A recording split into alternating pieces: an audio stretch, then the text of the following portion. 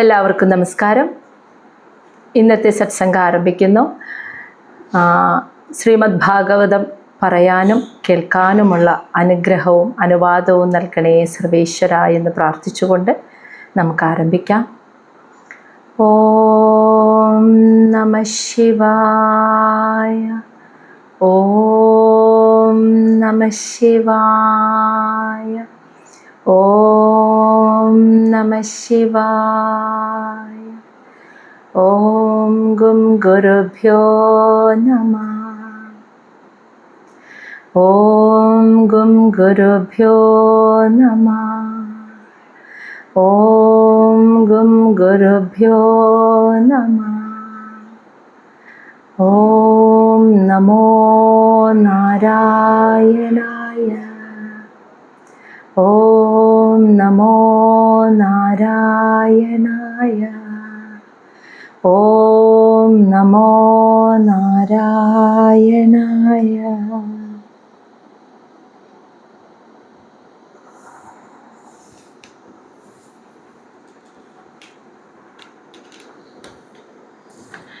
ശ്രീമദ് ഭാഗവതം തൃതീയ സ്കന്ധം അധ്യായം 31. ഈ ഒരു അധ്യായത്തിൽ പറയുന്നത് എന്താണെന്ന് വെച്ചാൽ, നമ്മൾ കണ്ടുകൊണ്ടിരിക്കുന്നത് കപില മഹർഷി, കപിലവാസുദേവൻ അമ്മയായ ദേവഹൂതിക്ക് ആ ഈശ്വര തത്വത്തെ പറഞ്ഞു കൊടുക്കുന്നതാണ്.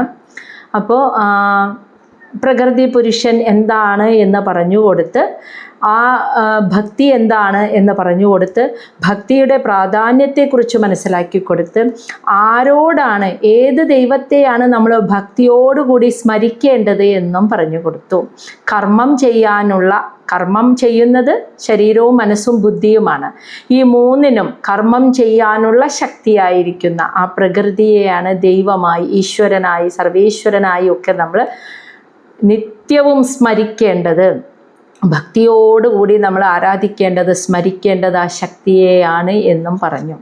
ഇനി ആ ശക്തിയെ അറിയാതെ സ്വന്തം ഉദരത്തെ നിറയ്ക്കാനും സ്വന്തം കുടുംബത്തെ, ഭാര്യ മക്കൾ, അല്ലെങ്കിൽ ഭർത്താവ് മക്കൾ, അല്ലെങ്കിൽ സഹോദരങ്ങൾ, അച്ഛനമ്മ, ആ സ്വന്തം കുടുംബത്തെ സംരക്ഷിക്കാനും സ്വന്തം ഉദരം നിറയ്ക്കാനും ഈ ലോകത്ത് സുഖമായി ജീവിക്കാനും വേണ്ടി മാത്രം ജീവിക്കുന്ന ആളുകളുണ്ടല്ലോ, അവർ ജീവിതത്തിൽ അനുഭവിക്കേണ്ടി വരുന്ന ദുരിതങ്ങളെക്കുറിച്ചും പറഞ്ഞു വെച്ചു. അതായത് നല്ല കാലങ്ങളിലൊക്കെ അവർ നന്നായി അവർ ആഗ്രഹിക്കുന്ന പോലെ ജോലിയെടുക്കാനും പൈസ ഉണ്ടാക്കാനും കുടുംബത്തെ സന്തോഷിപ്പിക്കാനും ഇഷ്ടപ്പെട്ട ഭക്ഷണം കഴിക്കാനും അവർക്ക് സുഖിക്കാനും എല്ലാം ചെയ്യാൻ പറ്റും.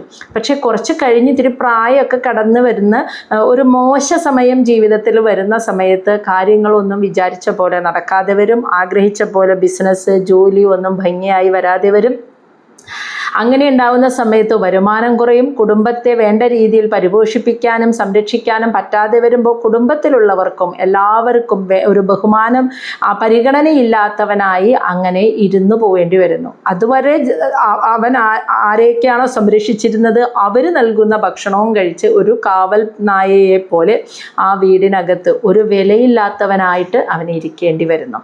അങ്ങനെ ഇരുന്ന് മനസ്സിനും സമാധാനമില്ല, സന്തോഷമില്ല. അങ്ങനെ ആയി ശരീരം ക്ഷീണിക്കാൻ തുടങ്ങി, വിശപ്പില്ലായ്മ, ഉദര സംബന്ധമായ രോഗങ്ങൾ, ദഹനമില്ലായ്മ, പ്രായമാവുന്നു. അങ്ങനെ ആരോഗ്യം നശിച്ച് കിടപ്പിലാകുന്ന സമയത്ത് തന്നെ കാണാൻ വരുന്ന ബന്ധുമിത്രാദികളുടെ കരയുന്ന മുഖവും കണ്ട് അവരോട് മറുപടി പറയാനും പറ്റാതെ വേദനയോടുകൂടി അങ്ങനെ കിടക്കുകയാണ്. ആ സമയത്താണ് തന്നെ കൊണ്ടുപോകാൻ വന്നിരിക്കുന്ന ഭഗവാന്റെ യമകിങ്കരന്മാരായിട്ടുള്ള യമരാജാവിൻ്റെ കിങ്കരന്മാരെ കാണുന്നത്. അവരുടെ ഭയാനകമായ ആ മുഖം കാണുമ്പോൾ തന്നെ ഭയം തോന്നി, മനസ്സിലുണ്ടാകുന്ന ഭയം കൊണ്ട് മലമൂത്ര വിസർജനം നടത്തി അങ്ങനെ അവർ മരണവും സംഭവിക്കുന്നു. അപ്പോൾ ഭൂമിയിൽ ജീവിച്ചിരുന്ന കാലഘട്ടം എന്താ സംഭവിച്ചതെന്ന് മനസ്സിലായില്ലേ? ഇത്രയും യാതനകളിലൂടെയായിരുന്നു. അതിനുശേഷം ആ സ്ഥൂല ശരീരം ഇവിടെ ദഹിച്ച് പഞ്ചഭൂതങ്ങളിൽ അങ്ങനെ ലയിക്കുന്നു. പിന്നെ വരുന്നത് സൂക്ഷ്മ ശരീരമാണ്. ആ സൂക്ഷ്മ ശരീരത്തെ ആണ് യമകിങ്കരന്മാർ കൊണ്ടുപോകുന്നത്. ഈ സൂക്ഷ്മ ശരീരത്തിലാണ് അന്ധകരണ വൃത്തികളാകുന്ന മനസ്സ്, ബുദ്ധി, അഹങ്കാരം, ചിത്തം ഇവയെല്ലാം ഇരിക്കുന്നത് സൂക്ഷ്മ ശരീരത്തിലാണ്. അതായത് നമ്മളിപ്പോൾ നമുക്കൊരു മുറിവേൽക്കുമ്പോൾ, നമ്മളൊരു ശരീരത്തിലൊക്കെ എവിടെയെങ്കിലും ഒരു മുറിവ് പറ്റുമ്പോൾ, അല്ലെങ്കിൽ ഒരു കുരു വരുമ്പോൾ, അല്ലെങ്കിൽ ഒന്ന് പൊട്ടുമ്പോൾ നമുക്ക് വേദന ഉണ്ടാവുന്നു, അല്ലെങ്കിൽ എന്തെങ്കിലും അസുഖങ്ങൾ, തലവേദന. നമുക്ക് വേദന അനുഭവപ്പെടുന്നത് എങ്ങനെയാണെന്നറിയോ? മനസ്സുകൊണ്ടാണ് നമ്മൾ ആ വേദനയെ അനുഭവിക്കുന്നത്. മനസ്സ് നമ്മൾ മരിച്ചു കഴിഞ്ഞ് കിടക്കുമ്പോൾ നമ്മുടെ ശരീരത്തിൽ, സ്ഥൂല ശരീരത്തിൽ പിന്നെ സൂക്ഷ്മ ശരീരമില്ല. സൂക്ഷ്മ ശരീരം സ്ഥൂല ശരീരത്തിൽ നിന്നും വേർപെട്ടു മരണം സംഭവിക്കുമ്പോൾ. അപ്പോൾ മനസ്സ് സൂക്ഷ്മ ശരീരത്തിലാണ് ഇരിക്കുന്നത്. അപ്പോൾ ഈ സ്ഥൂല ശരീരത്തിൻ്റെ കൂടെ സൂക്ഷ്മ ശരീരം ഇല്ല, മനസ്സില്ല. ആ ശരീരത്തെ മോർച്ചറിയിൽ കൊണ്ടുപോയി പോസ്റ്റ്മോർട്ടം ചെയ്യുമ്പോൾ മുറിച്ച് എന്തൊക്കെ ചെയ്യുന്നു? വല്ലതും അറിയുന്നുണ്ടോ? നമുക്ക് വേദനയില്ല. കാരണം എന്താണെന്നറിയോ? മനസ്സില്ല. അപ്പോൾ നമ്മൾ എന്തൊക്കെ ചെയ്താലും ആ സ്ഥൂല ശരീരം അറിയുന്നില്ല. കാരണം അവിടെ മനസ്സില്ല എന്നതാണ്. അപ്പം മനസ്സ് സൂക്ഷ്മ ശരീരത്തിലായിരിക്കുന്നത്. മനസ്സ്, ബുദ്ധി, അഹങ്കാരം, ചിത്തമൊക്കെ സൂക്ഷ്മ ശരീരത്തിലാണ് ഇരിക്കുന്നത്. ഈ സൂക്ഷ്മ ശരീരമാണ് യമകിങ്കരന്മാർ കൊണ്ടുപോകുന്നത്. അപ്പോൾ ആ കൊണ്ടുപോകുന്ന വഴിയിൽ യമകിങ്കരന്മാരുടെ ഭീഷണി കേട്ടിട്ട് മനസ്സിലാകെ ഭയം വരുന്നു. പോകുന്ന പാതയിൽ നായയുടെ കടി, പലതരത്തിലുള്ള ദുരിതങ്ങൾ, യാതനകൾ നമ്മൾ കഴിഞ്ഞ സത്സംഗത്തിൽ പറഞ്ഞു കഴിഞ്ഞു. ആ യാതനകളൊക്കെ നേരിട്ട് അങ്ങനെയാണ് യമലോകത്തെത്തുന്നത്. അവിടെ എത്തുമ്പോഴാണ് യമരാജാവ് ഇവർ ഭൂമിയിൽ ഇരുന്ന് ചെയ്ത ശരീരത്തിൽ, ഭൗതിക ശരീരത്തിൽ ഇരുന്ന് ചെയ്ത കർമ്മങ്ങളുടെ ഫലം എന്താ ചെയ്തു കൂട്ടിയ കർമ്മം? സ്വന്തം കുടുംബം നോക്കാൻ മാത്രമായിട്ട് ജീവിച്ചു. ഞാൻ എന്തിനാ ജനിച്ചതെന്ന് അറിഞ്ഞില്ല. ആ ജന്മലക്ഷ്യം അറിയാതെ, ഒരു കൃപണനായിട്ട്, അറിയേണ്ടതിനെ അറിയാതെ, വയറ് നിറയ്ക്കാനും സുഖമായിട്ട് ജീവിക്കാനും കുടുംബത്തെ പരിപാലിക്കാനും വേണ്ടി മാത്രം സ്വാർത്ഥതയോടെ ജീവിച്ചു. ആ ഞാനെന്ന അഹങ്കാരത്തോടു കൂടി ചെയ്തു വെച്ച സകല കർമ്മങ്ങളുടെയും പുണ്യം അനുഭവിക്കാൻ സ്വർലോകത്തിലേക്ക് പോവും, പാപം അനുഭവിക്കാനാണ് ഈ നരക ലോകങ്ങളിലേക്ക് വരുന്നത്. അങ്ങനെ വന്ന് യമരാജനാൽ നിശ്ചയിക്കപ്പെടുന്ന കർമ്മഫലമാകുന്ന യാതനകൾ അനുഭവിക്കുന്നു. എന്തൊക്കെയാ? തീയിലേക്ക് ഇടുന്നു, ശരീരം പച്ചയ്ക്ക് ആ സൂക്ഷ്മ ശരീരത്തെ തീ കൊളുക്കുന്നു, പല വിധത്തിലുള്ള യാതനകൾ അവിടെ പറഞ്ഞു കഴിഞ്ഞു. അതൊക്കെ അനുഭവിച്ച് അപ്പോൾ ഈ യമലോകത്ത് തന്നെ നരകം 3 വിധത്തിലാണ്. 3 പ്രധാന നരകലോകങ്ങളുടെ പേരും പറഞ്ഞു. താമിശ്രം, അന്ധതാമിശ്രം, രൗരവം എന്നീ പേരുകളിൽ അറിയപ്പെടുന്ന നരകലോകങ്ങളിലാണ് എത്തിപ്പെടുന്നത്. അതിൽ തന്നെ നരകലോകങ്ങളിൽ തന്നെ ആത്യന്തിക ലോകമായ അന്ധതാമിശ്രം എന്ന ലോകത്താണ് സ്വാർത്ഥ ചിന്തയോടുകൂടി അന്യരെ വാക്കാലും പ്രവൃത്തിയാലും അന്യരെ വേദനിപ്പിച്ചൊക്കെ ജീവിച്ച ആളുകൾ ചെന്നെത്തുന്നത് അന്ധതാമിശ്രം എന്ന നരകലോകങ്ങളിലായിരിക്കും. ആ സൂക്ഷ്മ ശരീരം കേട്ടോ. അവിടെ എത്തി അവിടെയും ജീവിച്ച് അവസാനം ഈ സൂക്ഷ്മ ശരീരം ഭൂമിക്ക് താഴെ വരുന്ന അതോ ലോകങ്ങളിൽ, ഓരോരോ ലോകങ്ങളിൽ ജീവിച്ച് പല ജന്മങ്ങൾ എടുത്ത് ഓരോരോ ലോകങ്ങളിലേക്കും കടന്നു വന്ന് ഏറ്റവും താഴെയുള്ള അന്ധതാമിശ്രം എന്ന ലോകത്തെ യാതനകൾ അനുഭവിച്ച് അതിൻ്റെ തൊട്ടുമുകളിലുള്ള ലോകത്തേക്ക്, അതിൻ്റെ തൊട്ടുമുകളിലുള്ള ലോകത്തേക്ക്, അങ്ങനെ വന്ന് ഓരോ ലോകങ്ങളിലും അനുഭവിക്കാനുള്ള യാതനകളൊക്കെ കടന്ന് അവസാനം ഭൂമിയിൽ വരും. ഭൂമിയിലും മനുഷ്യനായിട്ടല്ല, പക്ഷി മൃഗാദികളായിട്ടോ വേറെ ഏതെങ്കിലും രീതിയിലായിട്ട് ഭൂമിയിൽ ഒരു ജന്മം എടുക്കും. അങ്ങനെയും ജീവിച്ച് ആ ജന്മത്തിലെ യാതനകളും ബുദ്ധിമുട്ടുകളും ഒക്കെ അനുഭവിച്ച് കടന്ന് പരിശുദ്ധമാവുമ്പോഴാണ് അവസാനം ഭൂമിയിൽ ഒരു മനുഷ്യജന്മം കിട്ടുന്നത്. അപ്പൊ എത്ര ജന്മങ്ങളുടെ പ്രാരാബ്ദങ്ങളെ തീർത്ത് പരിശുദ്ധമാക്കിയിട്ടാണ് ഒരു മനുഷ്യജന്മം കിട്ടുന്നത് എന്ന് ഓർക്കണം. അങ്ങനെ കിട്ടുന്ന മനുഷ്യജന്മമാണ് പിന്നെ വീണ്ടും ബാങ്ക് ബാലൻസ് കൂട്ടാനും പൈസ ഉണ്ടാക്കാനും സുഖമായിട്ട് ജീവിക്കാനും വേണ്ടി ഇങ്ങനെ ജീവിക്കണം. അതിന് മാത്രമായിട്ട് ജീവിക്കുകയാണ്. അതുമാത്രം ആ സുഖങ്ങൾക്ക് വേണ്ടി മാത്രമായിട്ട് ജീവിക്കുമ്പോൾ വീണ്ടും പോവാണ്. ഇത്രയും ലോകങ്ങളിൽ പോയി ഇത്രയും ജന്മങ്ങളുടെ യാത്ര കഴിഞ്ഞിട്ടാണ് പിന്നൊരു മനുഷ്യജന്മം കിട്ടുന്നത് എന്ന് മനുഷ്യർ മനസ്സിലാക്കുന്നില്ല. അങ്ങനെ ഒരു മനുഷ്യജന്മം, അങ്ങനെ ഇത്രയും ജന്മങ്ങൾക്ക് ശേഷം പിന്നെ ഭൂമിയിൽ ഒരു മനുഷ്യനായി ജനിക്കുന്നു എന്ന് പറഞ്ഞില്ലേ. ഇനി അവിടെയാണ് ആ 30-ാമത്തെ അധ്യായം അവസാനിച്ചത്. 31-ാമത്തെ അധ്യായത്തിൽ എങ്ങനെയാണ് പിന്നെ ആ സൂക്ഷ്മ ശരീരം ഒരു ഭൗതിക ശരീരത്തിലേക്ക് അഥവാ ഒരു സ്ഥൂല ശരീരത്തിലേക്ക് വന്ന് ഒരു മനുഷ്യനായി ജനിക്കുന്നത്, ആ അതിനെക്കുറിച്ചാണ് ഈ ഒരു 31-ാമത്തെ അധ്യായത്തിൽ പറയുന്നത്. മനസ്സിലായില്ലേ? അപ്പം അത്രയും അപ്പോൾ നമ്മൾ ഭൂമിയിൽ ജീവിച്ചിരിക്കുമ്പോഴുണ്ടായ യാതനകൾ കണ്ടു. സ്ഥൂല ശരീരം ഇവിടെ കത്തി നശിച്ചു. സൂക്ഷ്മ ശരീരം പോയിട്ട് മറ്റുള്ള ലോകങ്ങളിൽ പോയിട്ട് അനുഭവിക്കേണ്ട യാതനകളെക്കുറിച്ചും അറിഞ്ഞു. ഇനി വീണ്ടും ഭൂമിയിലേക്കുള്ള ഭൗതിക ശരീരത്തിലേക്കുള്ള തിരിച്ചുവരവിനെ കുറിച്ചാണ്. അതെങ്ങനെ എന്നാണ് ഇവിടെ പറയുന്നത്.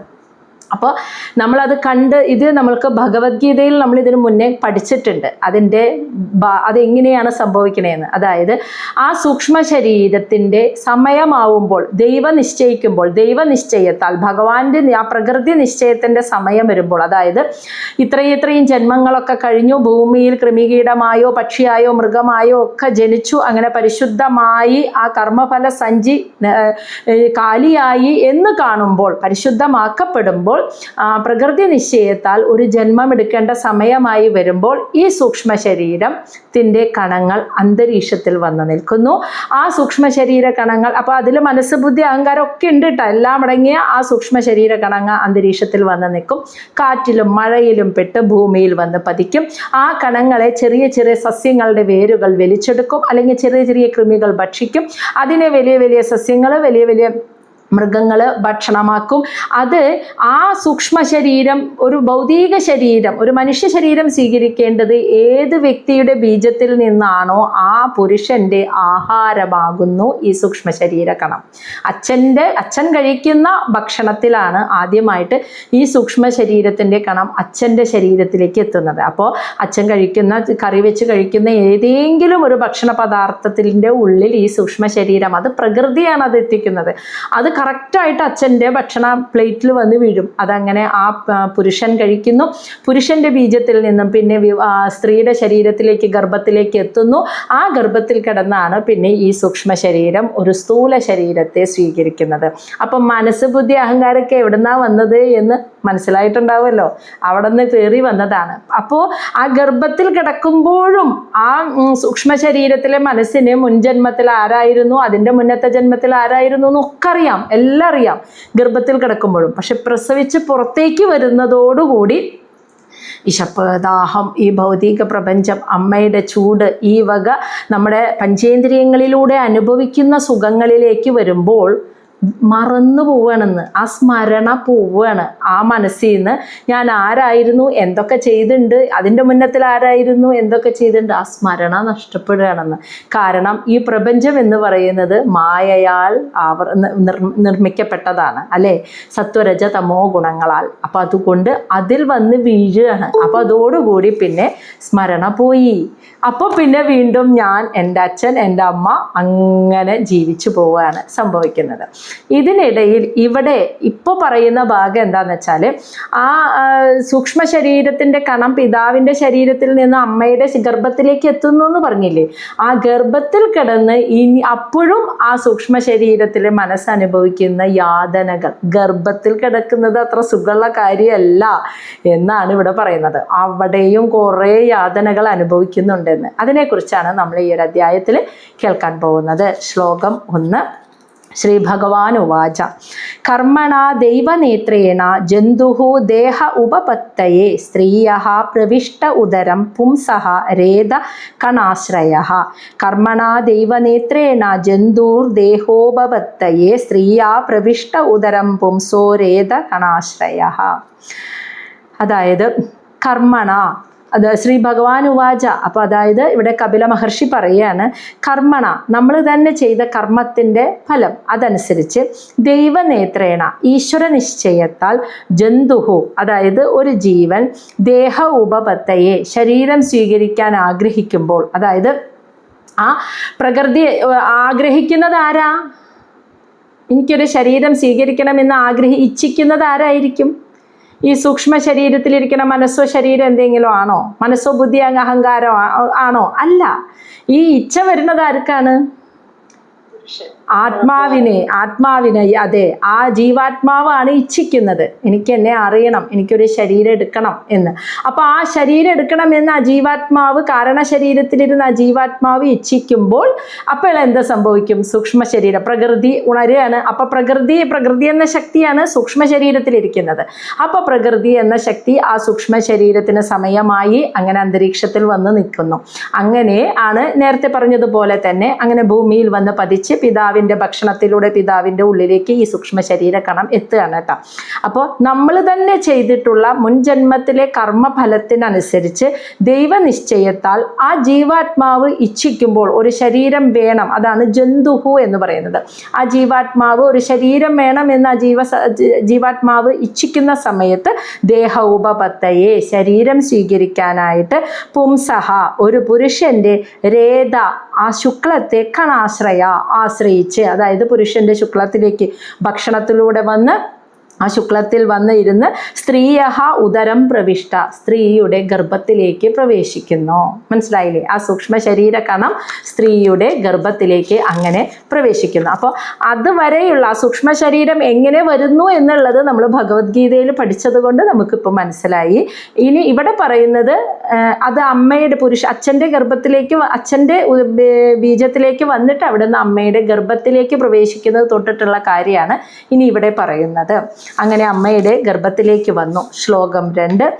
കലലം തു ഏകരാത്രേണ പഞ്ചരാത്രേണ ബുദ്ബുദം ദശ അഹേന തു കർക്കന്തു പ്രശ്യണ്ഡം വാ തതഃ പരം. കലലം തു ഏകരാത്രേണ പഞ്ചരാത്രേണ ബുദ്ബുദം ദശാഹേന തു കർക്കന്തു പ്രശ്യണ്ഡം വാ തതഃ പരം. അതായത് അപ്പോൾ അച്ഛനിൽ നിന്നും അമ്മയുടെ ഗർഭപാത്രത്തിലേക്ക് ഇത് പ്രവേശിച്ച ദിവസം, അതായത് ബീജ അണ്ട സംയോഗം നടന്ന ദിവസം, തു ഏകരാത്രേണ ഒരൊറ്റ രാത്രി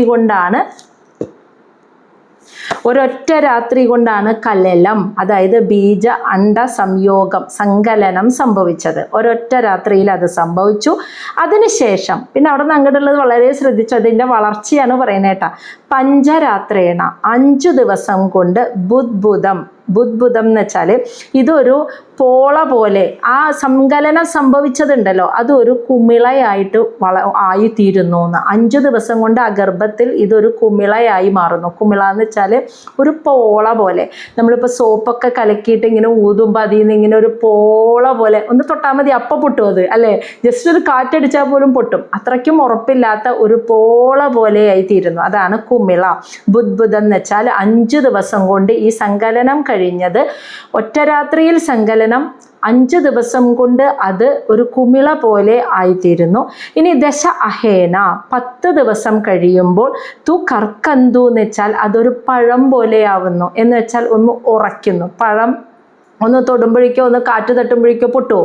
ഇല്ലല്ലോ. അതൊരു പഴത്തിന് അതിൻ്റെതായ ഒരു ഉറപ്പുണ്ട്, അല്ലേ? നമ്മൾ തൊലി കളഞ്ഞ് നോക്കുന്ന ആ പഴം പെട്ടെന്ന് അങ്ങോട്ട് പൊട്ടുമൊന്നുമില്ല, ഒന്ന് കടിച്ചാലേ പൊട്ടുള്ളൂ. അപ്പോൾ ഒന്നും കൂടി ഉറച്ചു. അത് കുമിളയിൽ നിന്ന് 10 ദിവസം കഴിഞ്ഞപ്പോൾ അത് ഒന്നും കൂടി ഉറച്ച് ഒരു പഴം പോലെ ഉറയ്ക്കുന്നു. അതാണ് കർക്കന്തു. ഇനി പറയുന്നത് തതഹ, അതിനുശേഷം പരം പ്രശ്യണ്ഡം എന്ന് വെച്ചാൽ അതൊരു പിന്നെ 10 ദിവസം കഴിഞ്ഞ് അതൊരു പഴമായി, അതിനുശേഷം അതൊരു പ്രശ്യണ്ഡം എന്ന് വെച്ചാൽ ഒരു മാംസപിണ്ഡമായിട്ട് മാറുന്നു എന്ന് വെച്ചാൽ ഒരു അണ്ഡം, ഒരു മുട്ടയുടെ രൂപത്തിൽ ഒരു മാംസപിണ്ഡമായിട്ട് അത് മാറുന്നു. അപ്പോൾ ഒരു ദിവസം കൊണ്ട് സങ്കലനം, 5 ദിവസം കൊണ്ട് അത് കുമിളയാവുന്നു. 10 ദിവസം ആകുമ്പോഴേക്കും അതൊരു പഴം പോലെ ഉറയ്ക്കുന്നു. പിന്നീട് അത് ഒരു മാംസപിണ്ഡമായി മാറുന്നു. അങ്ങനെയാണ് ആ ഗർഭത്തിൽ അത് ആ സൂക്ഷ്മ ശരീരത്തിന് ഭൗതിക ശരീരം എങ്ങനെ കിട്ടണേ എന്നുള്ളതാണ് കേട്ടോ പറയുന്നത്. അത് വരുന്നത് ശ്ലോകം 3. മാസേന തു ശിരഃ ദ്വാഭ്യാം ബാഹു അംഗ്രി ആദി അംഗവിഗ്രഹ നഖ ലോമ അസ്ഥി ചർമാണി ലിംഗ ഛിദ്ര ഉദ്ഭവഃ ത്രിഭിഃ. മാസേന തു ശിരോ ദ്വാഭ്യാം ബാഹു അംഗ്രിയാദി അംഗവിഗ്രഹ നഖ ലോമ അസ്ഥി ചർമാണി ലിംഗഛിദ്ര ഉദ്ഭവഃ ത്രിഭിഃ. മാസേന തു അത് കഴിഞ്ഞ് ഒരു മാസമായപ്പോൾ, അപ്പോൾ 10 ദിവസത്തിനുള്ളിൽ അതൊരു മാംസപിണ്ഡമായി. കറക്റ്റ് ഒരു മാസമായപ്പോൾ ശിരഃ ഒരു ശിരസ്, അതാണ് ആദ്യം ഉണ്ടാവണേന്ന്. ആ സ്ഥൂല ശരീരത്തിൽ ആദ്യം സ്ഥൂല ശരീരം ഒരു കുമിള പോലെ വന്നു, പിന്നെ ഒരു പഴമായി, പിന്നെ ഒരു മാംസപിണ്ഡമായി. 10 ദിവസം കഴിഞ്ഞപ്പോൾ ഒരു മാസമായപ്പോഴേക്കും ആ മാംസപിണ്ഡത്തിന് ഒരു ശിരസ്സാണ് ആദ്യം വന്നത്, തലഭാഗം. അത് കഴിഞ്ഞ് ദ്വാഭ്യാം. ദ്വാഭ്യാം എന്ന് വെച്ചാൽ 2 മാസം കൊണ്ട് ബാഹു, കൈകൾ, അംഗ്രി, പാദങ്ങൾ, ആദി അത് മുതലായ അംഗ മറ്റവയവങ്ങൾ, വിഗ്രഹ എന്ന് വെച്ചാൽ ഒരു രൂപം, ഒരു മനുഷ്യ കുഞ്ഞിൻ്റെ രൂപം ആവുന്നു എന്ന്. ആ ഗർഭത്തിൽ കിടന്ന് 1 മാസമായപ്പോൾ ആദ്യം ശിരസ്സുണ്ടാകുന്നു, 2 മാസമായപ്പോൾ കയ്യ്, കാല്, മറ്റവയവങ്ങൾ, ഒരു മനുഷ്യക്കുഞ്ഞിൻ്റെ രൂപം എങ്ങനെ, അതാണ് വിഗ്രഹ എന്ന് പറയുന്നത്. ഒരു രൂപം എങ്ങനെ, ആ രൂപം ആ മാംസപിണ്ഡത്തിന് വരുന്നു. അത് കഴിഞ്ഞ് ത്രിഭിഹി 3 മാസമായപ്പോൾ നഖമുണ്ടാകുന്നു, ലോമം എന്ന് വെച്ചാൽ രോമങ്ങൾ, അസ്ഥി, ചർമാണി എന്ന് വെച്ചാൽ ത്വക്ക്, ലിംഗം എന്ന് വെച്ചാൽ ആൺകുട്ടിയാണോ പെൺകുട്ടിയാണോ അത് നമ്മൾ എപ്പോഴും പറയില്ലേ, സ്കാൻ ചെയ്യുമ്പോൾ 3 മാസമായി കഴിഞ്ഞ് നോക്കിക്കഴിഞ്ഞാൽ ആണാണോ പെണ്ണാണോ എന്ന് അറിയാൻ പറ്റുന്നത്. അപ്പം അതാണ് ഇവിടെ ത്രിഭിഹി 3 മാസം ആകുമ്പോൾ ആ ലിംഗം ഉണ്ടാകുന്നു. ഛിദ്ര ഉദ്ഭവ ചെറിയ ചെറിയ ദ്വാരങ്ങൾ, അപ്പം അതായത് മലമൂത്ര വിസർജനം ചെയ്യുന്ന ദ്വാരങ്ങൾ, അതുപോലെ മൂക്കിൻ്റെ ദ്വാരങ്ങൾ, അങ്ങനെയുള്ള നമുക്കറിയാലോ ശരീരം എന്ന് പറയുന്നത് 9 ദ്വാരങ്ങളുള്ള ഒരു പുരമാണ്. അങ്ങനെയുള്ള ദ്വാരങ്ങൾ 2 മൂക്കിൻ്റെ, ചെവിയുടെ അങ്ങനെയുള്ള ദ്വാരങ്ങളൊക്കെ ഉണ്ടാകുന്നു. ചെറിയ ചെറിയ മലമൂത്ര വിസർജനം ചെയ്യുന്ന ദ്വാരങ്ങളും ഉണ്ടാകുന്നു. അപ്പം 3-ാം മാസത്തിൽ നഖം, രോമം, അസ്ഥി, ത്വക്ക്, ലിംഗം, മറ്റുള്ള ചെറിയ ചെറിയ ദ്വാരങ്ങളൊക്കെ 3-ാം മാസം ആകുമ്പോൾ ഉണ്ടാവുന്നു.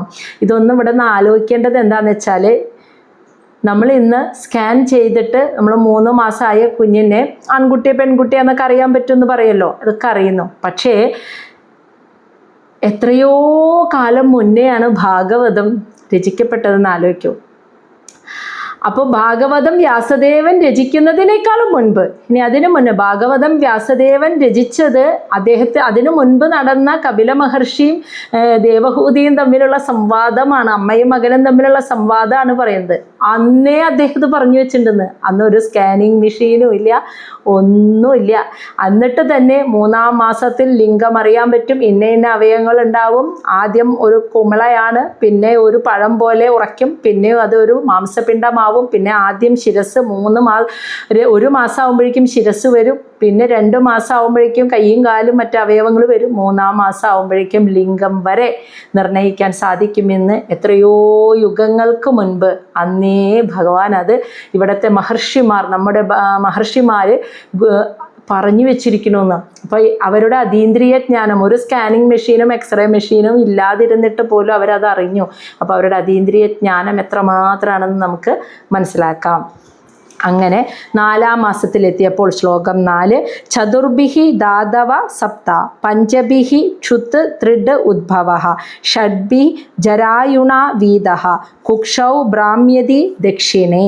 ചതുർഭിഹി 4 മാസമായപ്പോൾ സപ്തദാതവ 7 ധാതുക്കളും ഉണ്ടാകുന്നു. അതായത് ശരീരം ഉണ്ടാവാനുള്ളതായ മജ്ജ, മാംസം, രക്തം, പിന്നെന്താ ശുക്ലം, കൊഴുപ്പ്, അസ്ഥി എന്നിങ്ങനെയുള്ള 7 ധാതുക്കളും 4 മാസമായപ്പോൾ ആ ശരീരത്തിൽ ആ ധാതുക്കളോട് കൂടിയ ശരീരം അങ്ങനെ ഉണ്ടായി. പഞ്ചഭിഹി 5 മാസം കൊണ്ട് ക്ഷുത്ത് ത്രിഡ് ഉദ്ഭവ ആ കുഞ്ഞിന് വിശപ്പും ദാഹവും അനുഭവപ്പെടാൻ തുടങ്ങുന്നു. 5-ാം മാസം ആകുമ്പോൾ തൊട്ട് ആ കുട്ടിക്ക് വിശപ്പും ദാഹവും അനുഭവിക്കാൻ തുടങ്ങുന്നു. ഷഡ്ഭിഹി 6 മാസമാകുമ്പോൾ ജരായുണ എന്ന് വെച്ചാൽ അർത്ഥം എന്താണെന്ന് വെച്ചാൽ, ഈ കുഞ്ഞ് കിടക്കുന്ന ഗർഭപാത്രത്തിനകത്ത് അത് ഒരു പോളയുടെ ഉള്ളിൽ വെള്ളത്തിലാണ് ഈ കുഞ്ഞ് കിടക്കുന്നത്. ഗർഭപാത്രത്തിൻ്റെ ഉള്ളിൽ തന്നെ ഒരു കുമിള, ഒരു പാട, ആ പാടയുടെ ഉള്ളിൽ വെള്ളം, ആ നിറയെ വെള്ളത്തിലാണ് ഈ കുട്ടി കിടക്കുന്നത്. അതാണ് ജരായുണ, ഗർഭസ്ഥ ശിശു കിടക്കുന്ന ദ്രാവകം, അതിനെയാണ് ജരായുണ എന്ന് പറയുന്നത്. ആ ദ്രാവകത്താൽ വീതഹ മൂടപ്പെട്ടിട്ടെന്ന്, ആ പോളയ്ക്കുള്ളിലെ ദ്രാവകത്തിൻ്റെ ഉള്ളിലാണ് ആ ദ്രാവകത്താൽ മൂടപ്പെട്ട് കുക്ഷൗ ബ്രാഹ്മ്യതി ദക്ഷിണേന്ന്. അപ്പോൾ ആ ദ്രാവകത്താൽ മൂടപ്പെട്ട് കിടക്കുന്ന കുട്ടി 5 മാസം കഴിയുമ്പോൾ ദക്ഷിണേ, അമ്മയുടെ ഉദരത്തിൻ്റെ ദക്ഷിണേന്ന് വെച്ചാൽ വലതുഭാഗത്തേക്ക്, ബ്രാഹ്മ്യതി എന്ന് വെച്ചാൽ ചലിക്കുന്നു എന്ന്, കുക്ഷൗ എന്ന് വെച്ചാൽ അടിവയറ്. അപ്പോൾ അമ്മയുടെ മുകൾ ഭാഗത്തു നിന്ന് വയറ് കുറേശ്ശെ താഴേക്ക്, അടിവയറിൻ്റെ അവിടേക്ക് വലത് സൈഡിലേക്ക് ഈ കുഞ്ഞിൻ്റെ ഈ ഒരു പോള ഗർഭാശയം പതുക്കെ നീങ്ങാൻ തുടങ്ങുന്നെന്ന് മനസ്സിലായ. അപ്പം 4 മാസമായപ്പോൾ സപ്തധാതുക്കളോടും കൂടിയ ശരീരം ഉണ്ടാകുന്നു. 5 മാസമായപ്പോൾ കുഞ്ഞ് വിശപ്പും ദാഹവും അനുഭവിക്കാൻ തുടങ്ങുന്നു. 6 മാസമാകുമ്പോൾ കുഞ്ഞ് കിടക്കുന്നത് ജലം ഉണ്ടാകുന്നു. അദ്രാവകം, ഗർഭാശയത്തിനകത്തെ ആ ഒരു കവറിങ് പോലെ കാണുന്ന ആ ഒരു പോളയ്ക്കുള്ളിൽ നിറയെ ദ്രാവകത്തിലാണ് കുഞ്ഞുണ്ടാകുന്നത്. അപ്പോൾ അത് 5-ാം മാസം കഴിഞ്ഞ് 6 മാസം ആകുമ്പോഴാണ് ഈ ദ്രാവകം ഉണ്ടാകുന്നത്. അതിനകത്ത് കുഞ്ഞ് കിടക്കുന്നു. അതും കൂടി ആയി കഴിയുമ്പോൾ 6 മാസം കഴിയുമ്പോൾ പതുക്കെ പതുക്കെ വയറിൻ്റെ അടിഭാഗത്തേക്ക്, അടിവയറിൻ്റെ അവിടത്തേക്ക് വലത് സൈഡിലേക്ക് ഈ കുഞ്ഞ് ചലിക്കാൻ തുടങ്ങും, നീങ്ങാൻ തുടങ്ങുന്നു.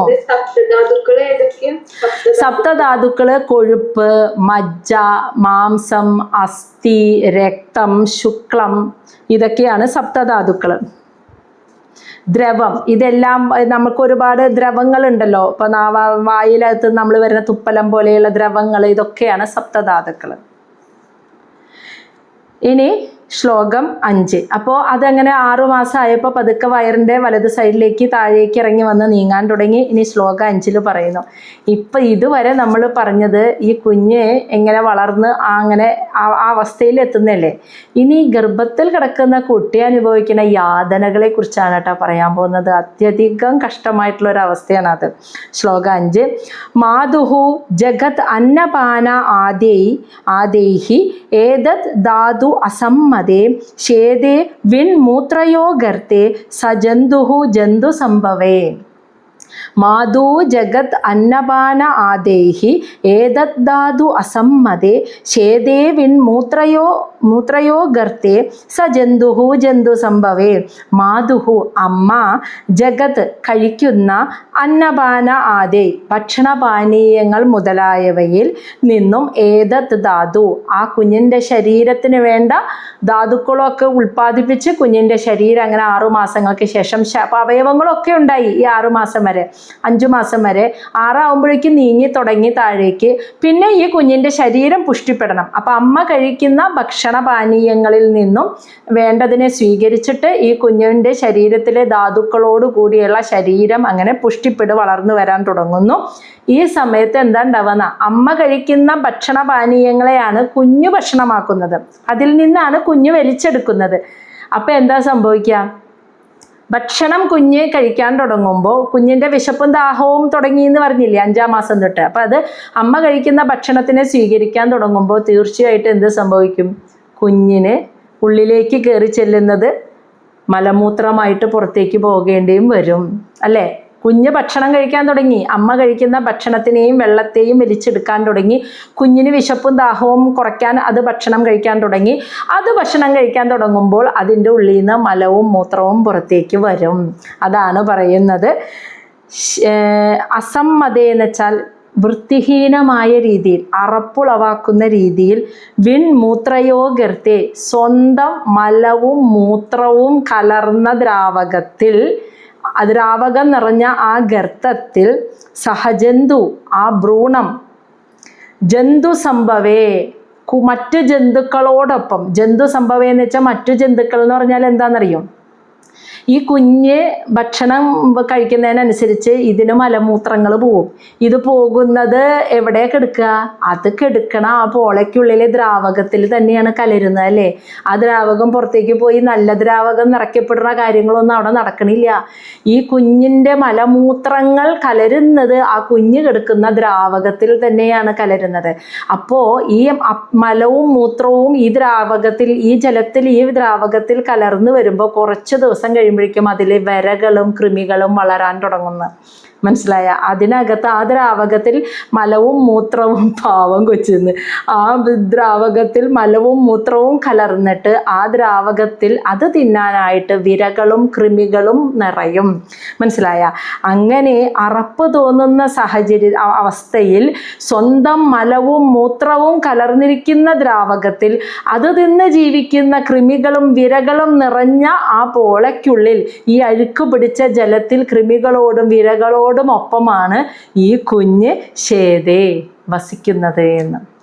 കാരണം അത് 6 മാസമായപ്പോൾ ഭക്ഷണം സ്വീകരിക്കാൻ തുടങ്ങി. അപ്പം അതിന് മലവും മൂത്രവും പോകുന്നുണ്ട്. അത് ഈ കിടക്കുന്ന ദ്രാവകത്തിൽ തന്നെ കലരുന്നു.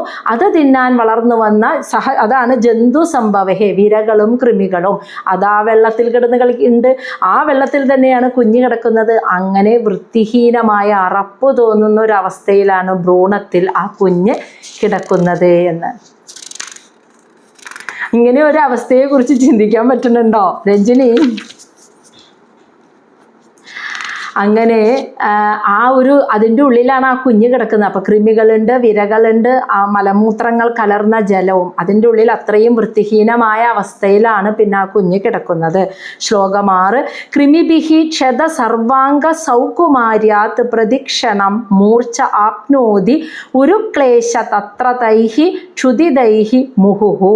കൃമിഭിഹി ക്ഷത സർവാംഗ സൗകുമാര്യാത് പ്രദിക്ഷണം മൂർച്ചാം ആപ്നോതി ഒരു ക്ലേശ തത്ര തൈഹി ക്ഷുതിദൈഹി മുഹുഹു.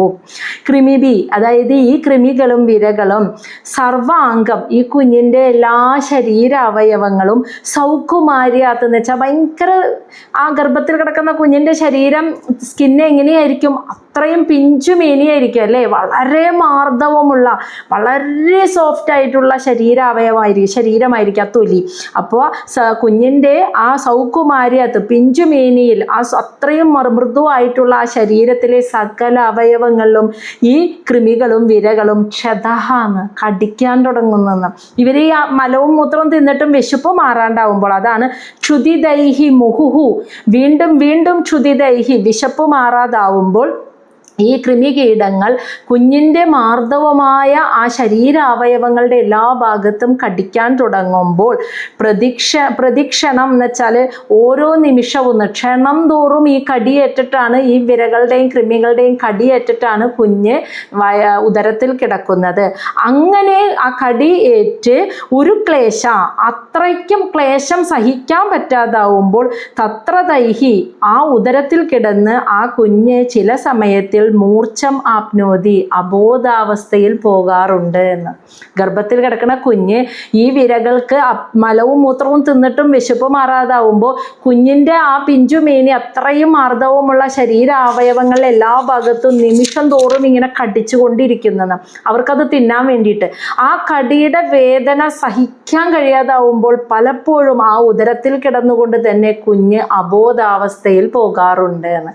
നമ്മൾ ഗർഭിണികളായിട്ടിരിക്കുമ്പോൾ നമ്മൾ ചില സമയങ്ങൾ നമ്മൾ പറയില്ലേ, ചില ദിവസങ്ങളിൽ ഇന്നൊരു അനക്കുണ്ടായിട്ടില്ല. പല അമ്മമാരും പറയില്ലേ, വയറമ്മ കൈ വെച്ചിട്ട് ഇന്ന് അനക്കല്ല തീരെ, അല്ലെങ്കിൽ 2 ദിവസമായിട്ട് ഒട്ടും അനക്കല്ല. ചില സമയത്ത് നല്ല അനക്കുണ്ട്, അങ്ങോട്ടും ഇങ്ങോട്ടോ കയ്യും കാലൊക്കെ നീട്ടുന്നതൊക്കെ അറിയാൻ പറ്റും. ചില സമയത്ത് തീരെ അനക്കല്ല എന്ന് പറയുന്ന ഒരവസ്ഥയ്ക്ക് കാരണം ഇതാണെന്നാണ് പറയണത്. ആ വേദന സഹിക്കാൻ പറ്റാണ്ട്, ഈ കൃമികളുടെയും വിരകളുടെയും കടിയുടെ വേദന സഹിക്കാൻ പറ്റാതെ കുഞ്ഞ് ആ അത്രയും വലിയ ക്ലേശത്തിൽ കുഞ്ഞ് ചില സമയത്ത് ബോധാവസ്ഥയിൽ പോകുന്നത് കൊണ്ടാണ് ആ അനക്കല്ലാതെ വരുന്നതിൻ്റെ കാരണം എന്നാണ് പറയുന്നത്.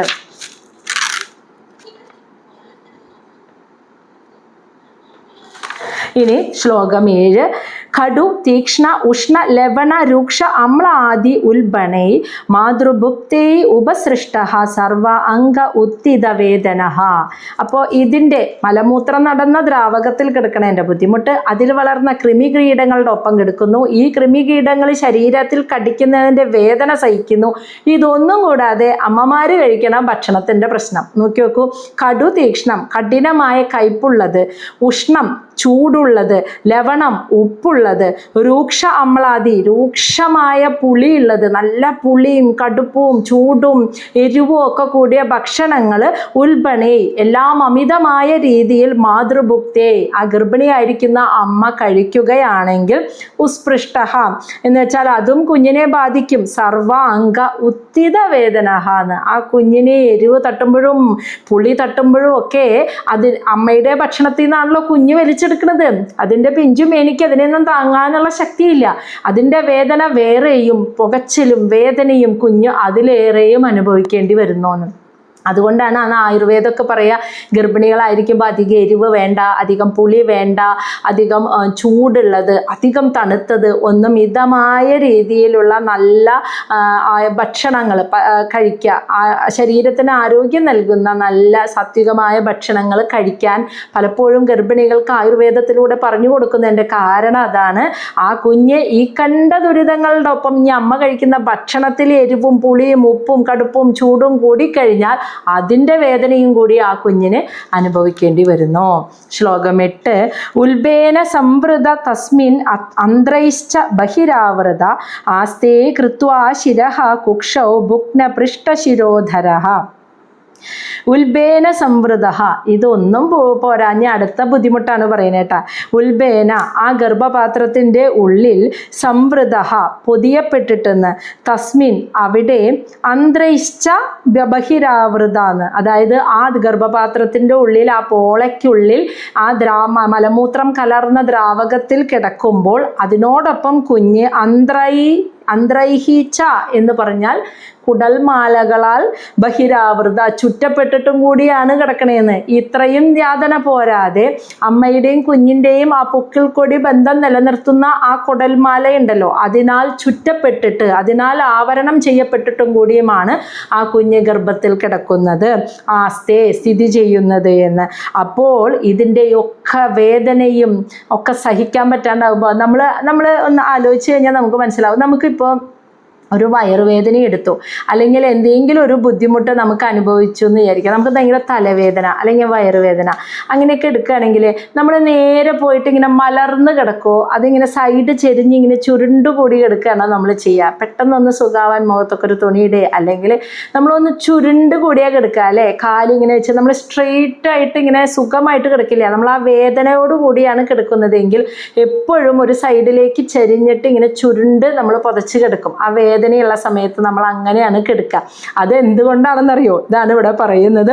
കൃത്വാ ശിര, തൻ്റെ ശിരസ്, കുക്ഷൗ, വയറിൻ്റെ ഭാഗത്തേക്ക് ഇങ്ങനെ താഴ്ത്തിയിട്ട്, ഭഗ്നപൃഷ്ഠ, പുറം ഭാഗവും, ശിരോധര, ശിരസിൻ്റെ ഭാഗവും പുറം ഭാഗവും വയറിൻ്റെ അവിടത്തേക്ക് ഇങ്ങനെ താഴ്ത്തിയിട്ട്, അതായത് ഇങ്ങനെ വില്ല് പോലെ വളഞ്ഞ് ചുരുണ്ടായിരിക്കും ആ കുഞ്ഞ് കിടക്കുക എന്ന്. പിന്നെ അതിന് കാരണം ഈ വേദനകളുടെ കാഠിന്യം കൊണ്ടാണെന്നും, ഈ വിരകളുടെ കടിയും അമ്മമാർ കഴിക്കുന്ന ഭക്ഷണത്തിൻ്റെ അമിതമായ ഇതുകൊണ്ട് അനുഭവിക്കുന്ന വേദനയും, അതോടൊപ്പം ഈ കുടൽമാലയാൽ ചുറ്റിക്കിടക്കുന്നതിൻ്റെ വേദനയും കൂടി സഹിക്കാൻ പറ്റാണ്ടാവുമ്പോഴാണ് നമ്മളെപ്പോഴും ഗർഭത്തിലെ കുഞ്ഞിനെ കിടക്കുമ്പോൾ കുഞ്ഞിങ്ങനെ സ്ട്രെയിറ്റ് നിവർന്നല്ലല്ലോ കിടക്കുന്നത്, കഴുത്തിങ്ങനെ താഴേക്ക് ചുരുട്ടിയിട്ട് ഇങ്ങനെ ചുരുണ്ടാണ് കിടക്കുന്നത്, ഒരു വില്ല് പോലെയാണ് കുഞ്ഞ് കിടക്കുക.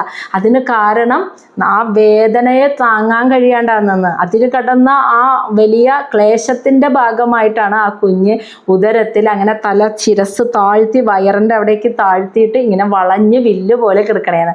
അത് നമുക്ക് മനസ്സിലാക്കാൻ പറ്റും. ഇപ്പോഴും നമ്മൾ ഒരു വയ്യായോ വേദനയോ വന്നാൽ നേരെ നിവർന്ന് കിടക്കില്ല, നമ്മളും സൈഡ് ചെരിഞ്ഞ് ഇങ്ങനെ ചുരുണ്ടാണ് കിടക്കുക ആ വേദന കൊണ്ട്. അത് അന്നേ ഗർഭത്തിലേ അങ്ങനെയുള്ള ശീലമാണ്, അത് നമ്മൾ അങ്ങനെ വലുതാവുമ്പോഴും ചെയ്യുന്നത് എന്നാണ് പറയുന്നത്. അപ്പോൾ അങ്ങനെയാണ് ആ കുഞ്ഞ് ഗർഭത്തിൽ കിടക്കുന്നത്. ഇനി ശ്ലോകം 9. അകൽപഃ സ്വ അംഗചേഷ്ടയാം ശകുന്ത ഇവ പഞ്ചരേ തത്ര ലബ്ധ സ്മൃതിഃ ദൈവാത് കർമ്മ ജന്മ ശത ഉദ്ഭവം സ്മരൻ ദീർഘ അനുച്ഛ്വാസം ശർമ്മ കിം നാമവിന്ദതേന്ന്. അതായത് അകൽപ സ്വാംഗചേഷ്ടായാം ശകുന്ത ഇവ പഞ്ചരേ തത്ര ലബ്ധ സ്മൃതി ദൈവാത് കർമ്മ ജന്മ ശതോദ്ഭവം സ്മരൻ ദീർഘ അനുച്ഛ്വാസം ശർമ്മ കിം നാമ വിന്ദതേ. അതായത് അകൽപ്പം എന്ന് വെച്ചാൽ ശക്തിയില്ലാന്ന്, സ്വ അംഗചേഷ്ട, അങ്ങനെ കിടക്കുന്ന കുട്ടിക്ക് സ്വന്തം കയ്യോ കാലോ അനക്കാൻ പോലും അകൽപ്പ, ശക്തിയില്ലാതെ, സ്വന്തം ശരീരത്തെ ഒന്ന് ചലിപ്പിക്കാൻ പോലും ശക്തിയില്ലാതെ, ശകുന്ത ഇവ, ഒരു പക്ഷിയെ പോലെ, പഞ്ചരെ, കൂട്ടിലടയ്ക്കപ്പെട്ട ഒരു പക്ഷിയെ പോലെ, ശരീരത്തെ ഒന്ന് അനക്കാനോ ചലിപ്പിക്കാൻ പോലും ശക്തിയില്ലാതെ കൂട്ടിലടയ്ക്കപ്പെട്ട ഒരു പക്ഷിയെ പോലെ, തത്ര, അവിടെ ആ ഗർഭപാത്രത്തിൽ കിടക്കുമ്പോൾ, ദൈവാത്, ഈശ്വര നിശ്ചയത്താൽ, ലബ്ധസ്മൃതി, പഴയ ഓർമ്മ, ആ സൂക്ഷ്മ ശരീരത്തിലെ ഇപ്പം സ്ഥൂല ശരീരമായി, ആ സ്ഥൂല ശരീരം ഇങ്ങനെ വളഞ്ഞു കിടക്കുകയാണ്, ആ മനസ്സിലെ മുൻ ജന്മത്തിൽ ഞാൻ ആരായിരുന്നു, എന്തൊക്കെ ചെയ്തിരുന്നു എന്ന ഓർമ്മ വരുന്നു. ദൈവാത് ഈശ്വര നിശ്ചയത്താൽ. ഏതൊക്കെ ജന്മത്തിലെന്നാണ് പറയുന്നത്? ശതജന്മ കർമ്മ ഉദ്ഭവം, 100 ജന്മത്തിലെ കർമ്മങ്ങളെ കുറിച്ചുള്ള ഓർമ്മ, സ്മൃതി ആ മനസ്സിന് വരണമെന്ന്. മനസ്സിലായ? ആ ഗർഭത്തിൽ കിടക്കുമ്പോൾ ആ മനസ്സിനെ ഈശ്വര നിശ്ചയത്താൽ, ശരീരം ഒന്നും അനക്കാൻ പറ്റാതെ കൂട്ടിലടയ്ക്കപ്പെട്ട ഒരു പക്ഷിയെ പോലെ ഗർഭത്തിൽ കിടക്കുമ്പോൾ ജന്മം 100 ജന്മത്തിൽ, ഇതിനു മുൻപുള്ള 100 ജന്മങ്ങളിലെ ചെയ്തു വെച്ച, ആരൊക്കെയായി ജനിച്ചു ചെയ്തു വെച്ച കർമ്മങ്ങളെ കുറിച്ചുള്ള ഓർമ്മ വരുമ്പോൾ, സ്മരൻ, അത് ഓർക്കുമ്പോൾ ദീർഘ അനുശ്വാസം, ദീർഘമായ ഒരു ശ്വാസം വിടുന്ന ആ കുഞ്ഞ്, അത് ഓർമ്മ വന്നിട്ടേ അതുകൊണ്ടാണല്ലോ വീണ്ടും ഇവിടെ ഇത്രയും യാതനകൾ എടുത്ത് 10 മാസം ഗർഭത്തിൽ പുറത്തേക്ക് വന്നാലോ.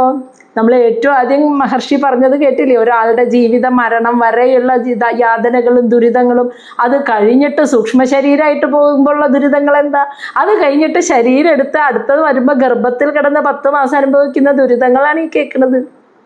ഇതൊക്കെ അനുഭവിക്കാനായിട്ട് വീണ്ടും തിരിച്ചു വന്നത് എൻ്റെ ആ കർമ്മ പ്രാരാബ്ദങ്ങളാണല്ലോ എന്ന് ഓർത്തിട്ട്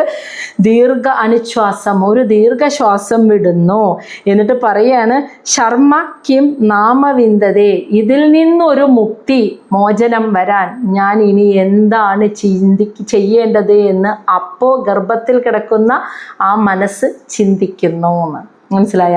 ഇതല്ലാതെ ഒരു സമാധാനം, ശർമ്മ എന്ന് വെച്ചാൽ ഒരു സമാധാനം, ശാന്തി, ഇതിൽ നിന്നൊക്കെ വരാൻ ഞാൻ ഇനി എന്ത് ചെയ്യണം എന്ന് ആ മനസ്സ്, ആ സൂക്ഷ്മ ശരീരത്തിലെ മനസ്സ് അപ്പോൾ ചിന്തിക്കുന്നു എന്ന്. അപ്പോൾ അവിടെ കിടക്കുമ്പോൾ അത് ചിന്തിക്കുന്നുണ്ട്. അത്രയും യാതനകൾ അറിയേ.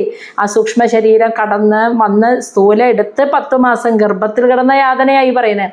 അതിന് മുന്നത്തെ യാതന, അതിന് മുന്നേ കഴിഞ്ഞ ശരീരത്തിലിരുന്നപ്പോൾ എന്തൊക്കെ അനുഭവിച്ചു എന്നുള്ള യാതന, അതൊക്കെ ഓർത്തപ്പോൾ 100 ജന്മങ്ങളിലെ കർമ്മം കൊണ്ടാണല്ലോ ഇത്രയും പ്രാരാബ്ദങ്ങൾ പേറിയിട്ടുള്ള ഈ ലോകത്തിലേക്കുള്ള ഒരു ശരീരം എടുത്തിട്ടുള്ള വരവ്, എന്തൊക്കെ കഴിഞ്ഞിട്ടാണ് എന്ന് മനസ്സിലാവുമ്പോൾ ഇതിൽ നിന്നൊരു മുക്തി വരാൻ എന്ത് ചെയ്യണമെന്ന് അപ്പോൾ ചിന്തിക്കുന്നു. അതാണ് നമ്മുടെ യോഗീശ്വരന്മാരൊക്കെ മുക്തിയെ ആഗ്രഹിക്കുന്നത്. കാരണം ഒരു ശരീരമെടുത്ത് ഈ ഭൂമിയിലേക്ക്, സ്ഥൂല ശരീരം എടുത്ത് ഈ ഭൂമിയിലേക്ക് വരരുത്.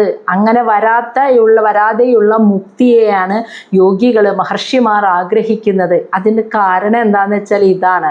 സ്ഥൂലമായ ഭൗതിക ശരീരത്തിൽ ജീവിക്കുന്ന ഈ ലോക ജീവിതം, സംസാര സാഗരം എന്ന് പറഞ്ഞത് തിരകളോടുകൂടിയതാ. തിരയില്ലാത്തൊരു ലോക ജീവിതം ഉണ്ടാ? അതായത് സുഖദുഃഖ സമ്മിശ്രമായിട്ടുള്ള എല്ലാതും അനുഭവിച്ചുകൊണ്ടുള്ള ഒരു ജീവിതം.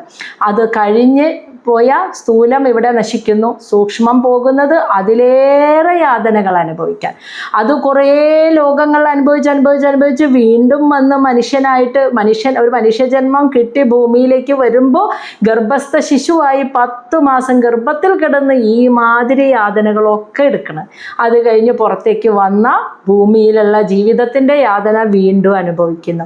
ഇതിൽ നിന്നുള്ള മുക്തിയാണ്. അതുകൊണ്ട് ഇത് മനസ്സിലാക്കിയത് കൊണ്ടാണ് യോഗീശ്വരന്മാർ മുക്തിയെ ആഗ്രഹിക്കുന്നത്. ഒരു ശരീരമെടുത്ത് ഇനി ഭൂമിയിലേക്ക് വരാത്ത വിധത്തിൽ ഈ ജന്മത്തിൽ തന്നെ, ഈ ശരീരത്തിൽ ഇരുന്നു കൊണ്ട് തന്നെ എനിക്ക് മുക്തി വേണം എന്ന് അവർ ആഗ്രഹിക്കുന്നത്.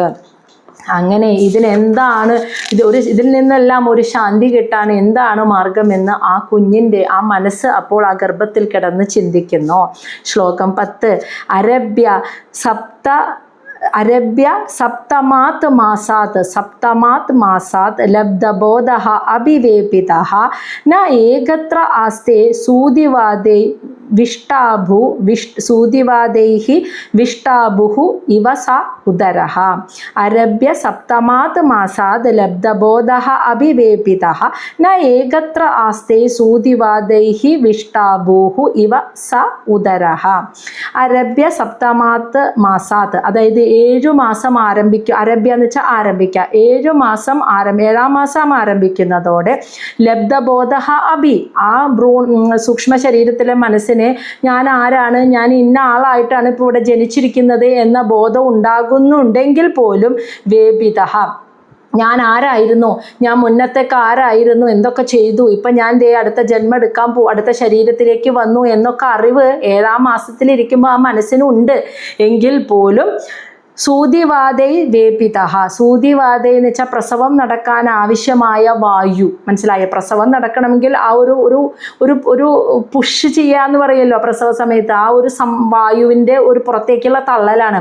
ആ വായുവിൻ്റെ വേപിത സമ്മർദ്ദത്താൽ ന ഏകത്ര, അതായത് ഒരു സ്ഥലത്തും സ്ഥിരമായിട്ട് ഒരു സ്ഥലത്ത് ഇങ്ങനെ അനങ്ങാതെ നിൽക്കാൻ ആ കുഞ്ഞിന് പറ്റണില്ലാന്ന്. അതായത് ആ ഒരു 7 മാസമൊക്കെ കഴിയുന്നതോടുകൂടി ഭയങ്കര അനക്കായിരിക്കും. അങ്ങോട്ട് നീങ്ങണ് ഇങ്ങോട്ട് നീങ്ങണ്, കാല് പൊക്കണ് കൈ പൊക്കണ്, ഭയങ്കര ചലനം ഉണ്ടാവും. ചലിക്കാതെ അനങ്ങാതെ ഒരു സ്ഥലത്ത് ഒതുങ്ങി നിൽക്കാൻ ആ കുഞ്ഞിന് പറ്റില്ല എന്ന്. അതിന് കാരണം എന്താണെന്ന് വെച്ചാൽ 7 മാസം കഴിയുന്നതോടുകൂടി പ്രസവത്തിന് ആവശ്യമായ വായുവിൻ്റെ സമ്മർദ്ദം വരാൻ തുടങ്ങും. ആ സമ്മർദ്ദം വരുന്നതോടുകൂടി കുഞ്ഞിന് ഏകത്ര ആസ്തി, ഒരു സ്ഥലത്ത് അനങ്ങാതെ ഇങ്ങനെ ഉറച്ചു നിൽക്കാൻ പറ്റുന്നില്ല. അത് ഈ ഒരു സമ്മർദ്ദത്താലാണ്. എന്നിട്ട് പറയാണ് വിഷ്ടാഭു. വിഷ്ടാഭു എന്ന് വെച്ചാൽ വിരകൾ. ആ വിരകൾ സഹ ഉദരഹ, സോദര എന്നുള്ളതാണ് സഹ ഉദരഹ എന്ന് പറയുന്നത്.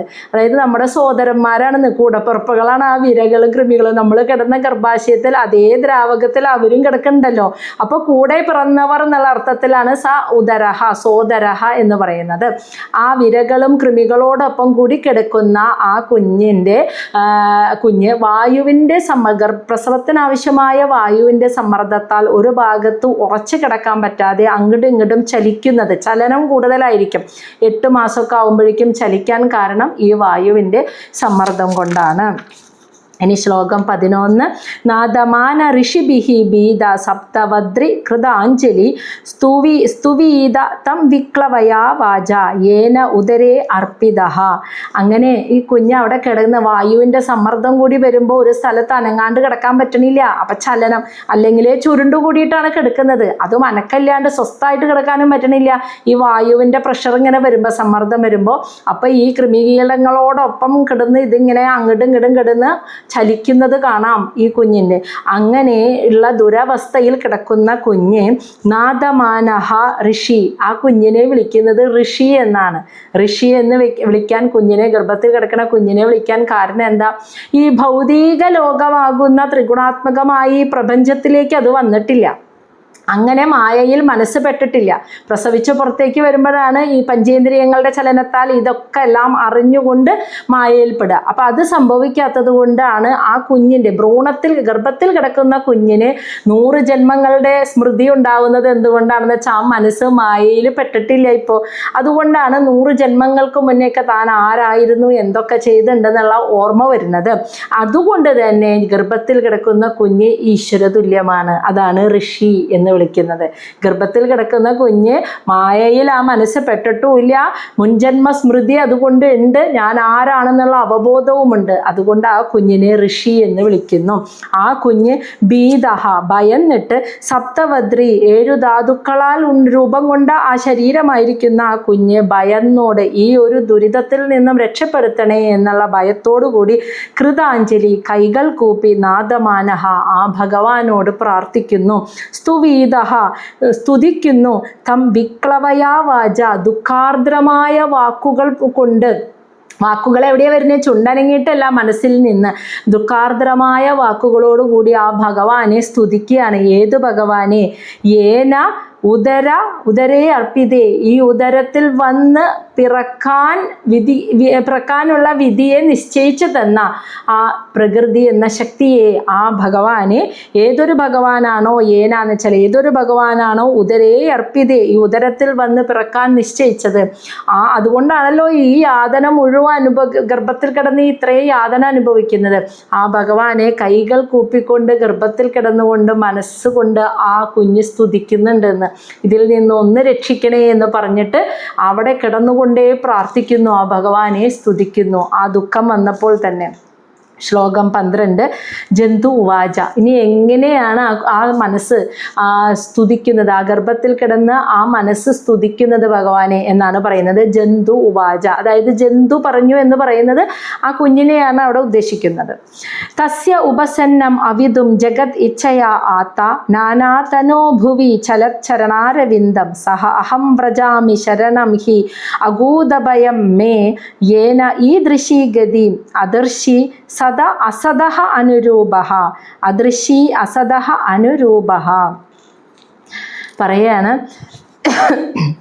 അതായത് അവിതും ജഗത് ഇച്ഛയാ ആത്ത, അതായത് അവിതും എന്ന് വെച്ചാൽ രക്ഷിക്കാൻ, ജഗത്ത് ഈ വിശ്വപ്രപഞ്ചത്തെ ഇച്ഛയാ സ്വന്തം ഇച്ഛയനുസരിച്ച്, സ്വന്തം ഇച്ഛയ്ക്കനുസരിച്ച് ഈ ജഗത്തിലെ സർവചരാചരങ്ങളെയും രക്ഷിക്കാനായി ആത്ത നാനാതനോ പല വിധത്തിലുള്ള ശരീരങ്ങളെ സ്വീകരിച്ച് ഭൂയി ഈ ഭൂമിയിൽ വന്ന ഭഗവാൻ ചലത്ത് ചരണാരവിന്ദം, ആ ഭഗവാന്റെ കാലിൻ്റെ താമരപ്പൂ പോലെയുള്ള പാദങ്ങളുടെ ചലനം തട്ടിയ ഈ ഭൂമിയിൽ വന്നു പിറന്ന അഹം ജനിച്ച ഈ ഞാൻ വ്രജാമി ശരണം, അങ്ങയെ ശരണം പ്രാപിക്കുന്നു. ഹി അഗൂതഭയം, എന്നെ ഈ ഒരു ദുരവസ്ഥയിൽ നിന്നും ഈ യാതനയിൽ നിന്നും രക്ഷിക്കാനായി ആ ഭഗവാനെ ശരണം പ്രാപിക്കുന്നു. മേ എന്ന് വെച്ചാൽ എനിക്ക്, ഏന എന്തുകൊണ്ടാണ് എനിക്ക് ഈ ദൃശീഗതി, ഈ ഗർഭത്തിൽ വന്ന് പിറക്കാനുള്ള ഇത്തരം ഒരു ഗതി ഉണ്ടായത്? അതിന് കാരണം അസതഹ അനുരൂപഹ, അസതഹ അറിവില്ലായ്മ കൊണ്ട് മുൻജന്മങ്ങളിൽ ഞാൻ ചെയ്തു വെച്ച കർമ്മത്തിന് അനുരൂപഹ അനുയോജിച്ച രീതിയിലുള്ള അദർശി എന്ന് വെച്ചാൽ അതിനെ പരിഗണിച്ച്, മനസ്സിലായോ? മുൻജന്മത്തിൽ അസതഹ എന്ന് വെച്ചാൽ അറിവില്ല, അജ്ഞാനം കൊണ്ട് ഞാൻ മുൻജന്മങ്ങളിൽ ചെയ്തു വെച്ച കർമ്മഫലത്തിന് അനുരൂപ അദർശി, അതിന് യോജിച്ച രീതിയിൽ അതിനെ പരിഗണിച്ച് ഈ ഒരു ഗർഭത്തിൽ, അതാണ് ഈ ദൃശീഗതി, ഈ ഒരു ഗതി എനിക്ക് വന്നില്ലേ, ഈ ഗർഭത്തിൽ വന്ന് ഇത്രയും യാതനകൾ അനുഭവിക്കാനുള്ള ഗതിയെ എനിക്ക് ഉണ്ടാക്കി തന്ന ആ ഭഗവാനെ തസ്യ ഉപസന്നം, ആ ഭഗവാനെ ഞാൻ ശരണം പ്രാപിക്കുന്നു, എന്നെ ഉപസന്നം രക്ഷിക്കുവാനായിട്ട്. മനസ്സിലായ? അപ്പോൾ ഈ പ്രപഞ്ചത്തിലെ സംരക്ഷിക്കാനായി പല പല ശരീരങ്ങൾ ധരിച്ച് ഈ ഭൂമിയിൽ വന്ന് ഭഗവാൻ നടന്ന, ഭഗവാന്റെ പാതാരവിന്ദങ്ങളുടെ സ്പർശമേറ്റ ഈ ഭൂമിയിൽ വന്ന് പിറന്ന ഞാൻ ഈ സംസാര ജീവിതമാകുന്ന സാഗരത്തിൽ നിന്ന് രക്ഷപ്പെടാനായി, ഈ ഭയത്തെ ഇല്ലാതാക്കാനായി അങ്ങയെ ശരണം പ്രാപിക്കുന്നു. അങ്ങയുടെ നിശ്ചയത്താലാണ് ഞാൻ മുൻജന്മത്തിൽ ചെയ്ത കർമ്മത്തിൻ്റെ ഫലമായിട്ട് അതിനനുയോജിച്ച വിധത്തിലുള്ള ഈ ഒരു ഗർഭത്തിൽ വന്ന് പിറക്കാൻ കാരണമായത്. അത് നിശ്ചയിച്ച അങ്ങനെയുള്ള ഭഗവാനെ, അങ്ങയെ എന്നെ സംരക്ഷിക്കാൻ വേണ്ടി ഞാൻ അങ്ങയെ ഇതാ ശരണം പ്രാപിക്കുന്നു എന്ന് കൈകൾ കൂപ്പിക്കൊണ്ട്, ആ മനസ്സുകൊണ്ട് കൈകൾ കൂപ്പി ആ ഗർഭത്തിൽ കഞ്ഞി കിടക്കുന്ന കുഞ്ഞിൻ്റെ മനസ്സ് പ്രാർത്ഥിക്കുന്നുണ്ട് എന്ന്. മനസ്സിലായോ? പുറത്തേക്ക് വരുന്നതോടൊക്കെ അതൊക്കെ മറക്കുമല്ലേ? എൻ്റെ അച്ഛൻ, എൻ്റെ അമ്മ, സഹോദരങ്ങൾ, എൻ്റെ കുടുംബം, എൻ്റെ പഠനം, എൻ്റെ ജോലി, എൻ്റെ ഫാമിലി, എൻ്റെ ഈ ഒരു ചിന്ത മാത്രമായി മാറുന്നു. ശ്ലോകം 13. യഹ തു അത്ര ബദ്ധ ഇവ കർമ്മഭിഹി ആവൃതാത്മാ ഭൂതേന്ദ്രിയ ആശയമയി അവലംബ്യമായാം ആസ്തേ വിശുദ്ധം അവികാരം അഖണ്ഡബോധം ആദപ്യമാന ഹൃദയേ അവസിതം നമാമി. യസ്തു അത്ര ബദ്ധ ഇവ കർമ്മഭി ആവൃതാത്മാ ഭൂതേന്ദ്രിയ ആശയമയി അവലംബ്യമായാം ആസ്തേ വിശുദ്ധം അവികാരം അഖണ്ഡബോധം ആദപ്യമാന ഹൃദയേ അവസിതം നമാമി. യഹതു അത്ര, യഹതു ആരാണിവിടെ, ബദ്ധ ഇവ എന്ന് വെച്ചാൽ ഈ ഒരു ഗർഭപാത്രത്തിൽ ഇങ്ങനെ ബന്ധിക്കപ്പെട്ടവനായി മാറാൻ കാരണം കർമ്മഭി ആവൃതാത്മഭ, ഞാൻ തന്നെ മുൻജന്മത്തിൽ ചെയ്ത കർമ്മങ്ങളാൽ ചുറ്റപ്പെട്ടിട്ട്, അതാണ് ആവൃതാത്മ. ആ കർമ്മങ്ങളുടെ ഫലമായിട്ടാണ് ഈ ഗർഭത്തിൽ ഇങ്ങനെ വന്ന് പിറക്കാൻ കാരണമായത്. അപ്പോൾ എന്താ സംഭവിച്ചത്? ഭൂത ഇന്ദ്രിയ ആശയമയി, പഞ്ചഭൂതങ്ങൾ, പഞ്ചേന്ദ്രിയങ്ങൾ, മനസ്സ്, ഇതൊക്കെ അവലംബ്യ ആശ്രയിച്ചിരിക്കുന്ന മായ, ആ മായയെ ആസ്തേ, ആ മായയിൽ ഇങ്ങനെ വന്ന് പിറന്നിട്ട്, ആസ്തേ എന്ന് വെച്ചാൽ ഇങ്ങനെ ഇവിടെ കിടന്ന് അനുഭവിക്കുകയാണ്, ഞാൻ ഇങ്ങനെ കിടന്ന് ആസ്തേ എന്ന് വെച്ചാൽ സ്ഥിതി ചെയ്യുന്നു, മായയിൽ അങ്ങനെ സ്ഥിതി ചെയ്യുന്നു. എൻ്റെ തന്നെ കർമ്മപ്രാരാബ്ദങ്ങളാൽ ഈ ശരീരവും ഈ പഞ്ചേന്ദ്രിയങ്ങളും അതുപോലെ പഞ്ചഭൂതങ്ങളും മനസ്സും എല്ലാം ഉണ്ടാവാൻ കാരണമായിരിക്കുന്ന മായയിൽ അങ്ങനെ പെട്ട് ഞാൻ ഇരിക്കുമ്പോൾ വിശുദ്ധം, ഏറ്റവും പരിശുദ്ധമായ അവികാരം, ഒരു മാറ്റവുമില്ലാത്ത അഖണ്ഡബോധം, അതായത് ഒരിക്കലും മുറിയാത്ത നശിക്കാത്ത അവബോധം, ആ പരമജ്ഞാനമായിരിക്കുന്ന ആ ഭഗവാനെ ആതപ്യമാന ഹൃദയെ, അതായത് ഇങ്ങനെ വേദനിച്ച് പശ്ചാത്തപിക്കുന്ന, മുൻജന്മ പ്രാരാബ്ദങ്ങളെ ഓർത്ത് വേദനിച്ച് പശ്ചാത്തപിക്കുന്ന എൻ്റെ ഹൃദയത്തിൽ വസിക്കുന്ന ഭഗവാനെ ഞാനിതാ നമാമി, നമസ്കരിക്കുന്നു എന്ന്. അപ്പം ഈ ലോകത്ത് മുൻജന്മ കർമ്മ പ്രാരാബ്ദങ്ങളാൽ ചുറ്റപ്പെട്ട് ഈ ഗർഭത്തിൽ വന്നിങ്ങനെ പിറന്ന് പഞ്ചഭൂതങ്ങൾ, ഇന്ദ്രിയങ്ങൾ, മനസ്സ് ഇവയെല്ലാം ഉണ്ടാകാൻ കാരണമായ മായയിൽപ്പെട്ട് ഇങ്ങനെ ഉഴലുന്ന ഞാൻ, ഏറ്റവും പരിശുദ്ധമായ വികാരങ്ങളും മാറ്റങ്ങളുമില്ലാത്ത ആ മുറിയാത്ത അവബോധമായിരിക്കുന്ന ജ്ഞാനമായിരിക്കുന്ന ഭഗവാനെ പശ്ചാത്തപിക്കുന്ന ഹൃദയത്തിൽ അങ്ങയെ കണ്ടുകൊണ്ട്, ആ ഹൃദയത്തിലാണ് അങ്ങ് വസിക്കുന്നത്, അങ്ങനെ വസിക്കുന്ന അങ്ങയെ ഞാനിതാ നമസ്കരിക്കുന്നു എന്ന് ആ കുഞ്ഞു മനസ്സ് പ്രാർത്ഥിക്കുന്നു. അപ്പോൾ ആ മനസ്സെല്ലാം അറിയുന്നുണ്ടായിരുന്നു ആ കുഞ്ഞു മനസ്സ്. ശ്ലോകം 14. യഹ പഞ്ചഭൂതരചിതേ രഹിത ശരീരേ ഛന്ന യഥാ ഇന്ദ്രിയ ഗുണാർത്ഥ ചിത് ആത്മക അഹം തേന അവികുണ്ഠ മഹിമാനം ഋഷിതം ഏനം വന്ദേ പരം പ്രകൃതി പുരുഷയോഹോ പുമാംസം. യഹ പഞ്ചഭൂതരചിതേ രഹിതശരീരേ ഛന്ന യഥാ ഇന്ദ്രിയ ഗുണാർത്ഥചിത് ആത്മക അഹം തേന അവികുണ്ഠമഹിമാനം ഋഷിതം മേനം വന്ദേ പരം പ്രകൃതി പുരുഷയോഹോ പുമാംസം. യഹ ആരാണ്? പഞ്ചഭൂതരചിതേ, പഞ്ചഭൂതങ്ങളാൽ നിർമ്മിക്കപ്പെട്ട ശരീരേ, ഈ ഭൗതിക ശരീരത്തിൽ, എന്നാൽ രഹിതേ, ആ ശരീരത്തിനോട് ബന്ധമില്ലാതെ, ഛന്ന യഥ അതായത് മറഞ്ഞ്, ഛന്നം എന്ന് വെച്ചാൽ മറഞ്ഞു നിൽക്കുക, മറഞ്ഞു നിൽക്കുന്നത്, യഥാ എന്ന് വെച്ചാൽ പോലെ, മറഞ്ഞു നിൽക്കുന്ന പോലെ.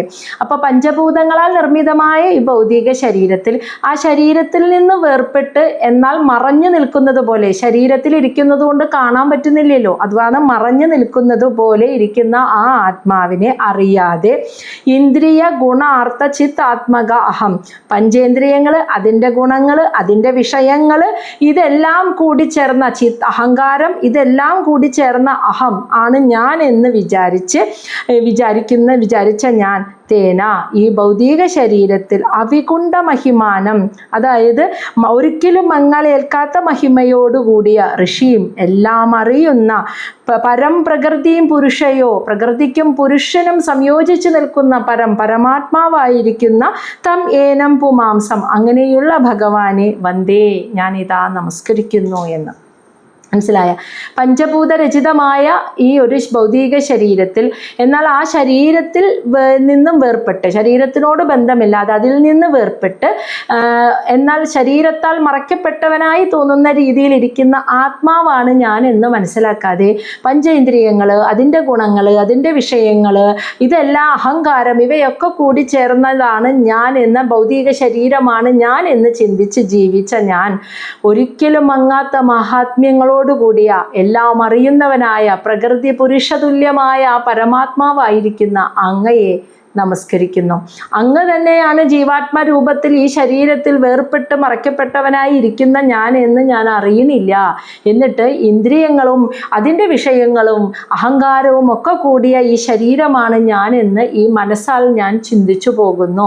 അതുകൊണ്ട് തന്നെ എല്ലാം അറിയുന്ന അങ്ങയെ ഞാൻ ഇതാ നമസ്കരിക്കുന്നു എന്ന് ആ ഗർഭത്തിൽ കിടന്ന് നമ്മളെല്ലാവരും ഈ അവസ്ഥയെ കഴിഞ്ഞു പോകുന്നവരാണെന്ന്, ഇതൊക്കെ അറിയുന്നവരായിരുന്നു എന്ന്. ശ്ലോകം 15. യത് മായയാ ഉരുഗുണ കർമ്മ നിബദ്ധനെ അസ്മിൻ സംസാരികേ പതി ചരൻ തദ് അഭിശ്രമണേന നഷ്ടസ്മൃതി പുനഃ അയം പ്രവൃണീത ലോകം യുക്ത്യാ കയാ മഹദനുഗ്രഹം അന്തരേണ. യത് മായയാ ഉരുഗുണ കർമ്മ നിബദ്ധനെ അസ്മിൻ സംസാരികേ പതി ചരൻ തദ് അഭിശ്രമണേന നഷ്ടസ്മൃതി പുനഃ അയം പ്രവൃണീത ലോകം യുക്ത്യാകയാ മഹദനുഗ്രഹം അന്തരേണ. അപ്പോൾ ആ കുഞ്ഞു മനസ്സ് മനസ്സിലാക്കുന്നുണ്ട്, ആ മനസ്സറിയാണ് യത് മായയാ, ആ ഭഗവാന്റെ മായയാൽ, ഒരു ഗുണ കർമ്മ നിബന്ധനെ അസ്മിൻ, ആ ഒരു ഗുണം, മായയുടെ ത്രിഗുണങ്ങളുടെ മഹാശക്തിയുള്ള ആ സത്വരജ തമോ ഗുണങ്ങളിൽ പെട്ട് കർമ്മം ചെയ്ത് അങ്ങനെ നിബദ്ധനെ ബന്ധിക്കപ്പെട്ട ഈ ശരീരത്തിലിരുന്ന് ഞാൻ സംസാരികെ ആവർത്തിച്ചുള്ള ജനന മരണത്തിന് കാരണമാകുന്ന ഈ ലോകത്തിൽ പതി വന്ന് പെട്ട് ചരൻ ഇങ്ങനെ ചുറ്റിത്തിരിയാണ്, വരുമ്പോവും ചുറ്റിത്തിരിയാണ്. തത് അഭിശ്രമണേനാന്ന് എന്ന് വെച്ചാൽ അത്യധികം വേദനയോടെ യാതനകൾ അനുഭവിച്ചെന്ന്. അപ്പം ആ മനസ്സ് പറയുക, ഗർഭത്തിൽ കിടന്നിട്ട് ഭഗവാന്റെ തന്നെ മായയാൽ അതിലെ സത്വരജ തമോ ഗുണങ്ങളുടെ ശക്തിയാൽ അതിൽപ്പെട്ട് കർമ്മം ചെയ്ത് ആ ആ കർമ്മപ്രാരാബ്ദങ്ങളുടെ ഫലമായി ഈ ലോകത്ത് വന്ന് ഇങ്ങനെ ജനിച്ചും മരിച്ചും ഇങ്ങനെ വന്നും പോയും ചുറ്റി തിരിഞ്ഞുകൊണ്ടിരിക്കുകയാണ് ഞാൻ. അതും സുഖത്തോടെയല്ല, അതീവമായ യാതനകൾ. സൂക്ഷ്മ ശരീരമായിരിക്കുമ്പോഴും യാതന, ഗർഭസ്ഥ ശിശുവായിരിക്കുമ്പോഴും യാതന, ഭൂമിയിൽ സ്ഥൂല രൂപത്തിൽ വന്നപ്പോഴും യാതന. അത്രയും യാതനകൾ അനുഭവിച്ച് ഇങ്ങനെ ജീവിക്കുന്നു. ഈ സമയത്ത് നഷ്ടസ്മൃതി, ഞാൻ ആരാണെന്നുള്ള ഓർമ്മ, സ്മൃതി എനിക്ക് ഇല്ല.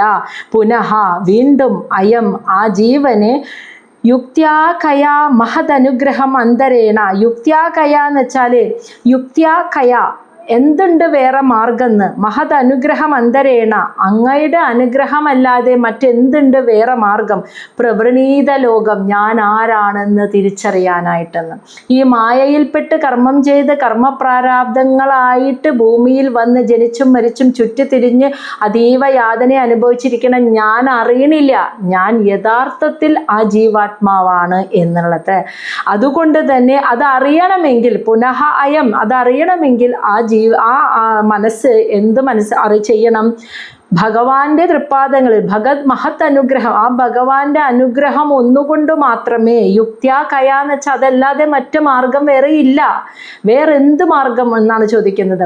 മറ്റൊരു മാർഗവുമില്ല. ഭഗവാന്റെ അനുഗ്രഹം ഉണ്ടെങ്കിൽ മാത്രമേ പ്രവൃണീത ലോകം എന്ന് വെച്ചാൽ ആ അവബോധമാകുന്ന ലോകത്തെ പ്രാപിക്കാൻ കഴിയൂ. അതായത് ആ പരമജ്ഞാനത്തെ, ഞാൻ ഈ ശരീരമോ ഇതൊന്നും മനസ്സോ ഇതൊന്നുമല്ല, ഞാൻ ആ ജീവാത്മാവാണ് എന്ന് ഉള്ള ആ ഒരു ആത്യന്തികമായ ജ്ഞാനത്തെ നേടണമെങ്കിൽ ഭഗവാന്റെ അനുഗ്രഹം കൂടിയേ തീരൂ. അതല്ലാതെ മറ്റ് വേറെ എന്തു മാർഗമുണ്ട് എന്ന് മനസ്സിലായ. അപ്പോൾ അത്രയും കർമ്മപ്രാരാബ്ദങ്ങൾ പെട്ട് ഈ വന്നു പോക്കുണ്ടല്ലോ, ഈ വന്നു പോക്ക് ഒട്ടും എളുപ്പമല്ല എന്ന് ഇപ്പം നമുക്ക് മനസ്സിലായി ഭാഗവതം പഠിച്ചപ്പോൾ. ഈ വരവും ആ സൂക്ഷ്മ ശരീരമായിട്ടുള്ള പോക്ക്, പിന്നെ തിരിച്ചു വരവ്, പിന്നെ ഭൂമിയിലേക്കുള്ള വരവ്, ഇതൊക്കെ അത്യധികം യാതനകൾ നിറഞ്ഞതാണ് എന്ന് മനസ്സിലായപ്പോൾ ഇതിൽ നിന്നുള്ള ഒരു മുക്തി നേടണമെങ്കിൽ എന്തിനാണ് ഇത് എടുക്കുന്നത്? ഞാൻ ആരാണെന്നുള്ള സത്യം അറിയാൻ വേണ്ടിയിട്ട് അല്ലേ. പിന്നെ അതറിഞ്ഞു കഴിഞ്ഞാൽ പിന്നെ വേണ്ട. അപ്പൊ അതറിയാത്തത് കൊണ്ട് അത് മറന്നു പോകുന്നു. ഈ മായയിൽപ്പെട്ട ആ സ്മൃതി നമുക്ക് പോകുന്നു. അപ്പൊ അത് തിരിച്ചു വരണമെങ്കിൽ, മായയിൽ നിന്ന് പുറത്ത് കടക്കണമെങ്കിൽ ആ ഭഗവാന്റെ അനുഗ്രഹം ഉണ്ടെങ്കിൽ മാത്രമേ അത് സാധ്യമാവുള്ളൂ. അതറിയുന്നത് കൊണ്ട് തന്നെ ഞാൻ അങ്ങയെ ഇതാ നമസ്കരിക്കുന്നു. ഇനി ഇന്നത്തെ 16-ാമത്തെ അവസാനത്തെ ശ്ലോകം. ജ്ഞാനം യത് ഏതത് അതദാത് കഥമ സഹദേവ ത്രൈകാലികം സ്ഥിരചരേഷു അനുവർത്തിതാംശ തം ജീവകർമ്മ പദവി അനുവർത്തമാനഃ താപത്രയ ഉപശമനായ വയം ഭജേമ. ജ്ഞാനം യത് ഏതത് അതദാത് കഥമ സഹദേവ ത്രൈകാലികം സ്ഥിരചരേഷു അനുവർത്തിത അംശഃ തം ജീവകർമ്മ പദവി അനുവർത്തമാനഃ താപത്രയ ഉപശമനായ വയം ഭജേമ. ജ്ഞാനം എന്ന് വെച്ചാൽ അറിവ്. എന്തിനെ കുറിച്ചുള്ള അറിവ്? യത് ഏതത് ഇത്, കഥമഹ അതായത് കഥമഹ എന്ന് വെച്ചാൽ ഒരു സഹദേവ എന്ന് വെച്ചാൽ ആ ദേവൻ കഥമഹ അല്ലാതെ, കഥമഹ എന്ന് വെച്ചാൽ അല്ലാതെ, ആ ദേവനല്ലാതെ മറ്റാർക്കാണ് നിന്ന് യത് ആ ജ്ഞാനം, യത് ജ്ഞാനം, ആ അറിവിനെ നമുക്ക് പകർന്നു തരാൻ പറ്റുകയാണ്. ഏതറിവിനെന്നാണ് അടുത്ത വരിയിൽ പറയുന്നത്. ത്രൈകാലികം, 3 കാലങ്ങളെക്കുറിച്ച്. അതായത് കഴിഞ്ഞു പോയ കാലം എന്ന് പറഞ്ഞാൽ ഈ ജന്മത്തിലെ തന്നെ കഴിഞ്ഞ ഭൂതം, പിന്നെ വരാൻ പോകുന്ന കാര്യം, ഭാവി, വർത്തമാനം. ഇനി ആത്മാവിനെ ചിന്തിക്കുകയാണെങ്കിൽ ആ മനസ്സുകൊണ്ട് മുൻജന്മങ്ങളിൽ കഴിഞ്ഞുപോയ ജന്മങ്ങൾ ചെയ്ത കർമ്മങ്ങൾ, ഇനി വരാനിരിക്കുന്ന ജന്മങ്ങൾ ഏതൊക്കെയാണ് എന്നൊക്കെയുള്ള അറിവ്. അതാണ് ത്രൈകാലികം, 3 കാലങ്ങളെക്കുറിച്ചുള്ള അറിവ്.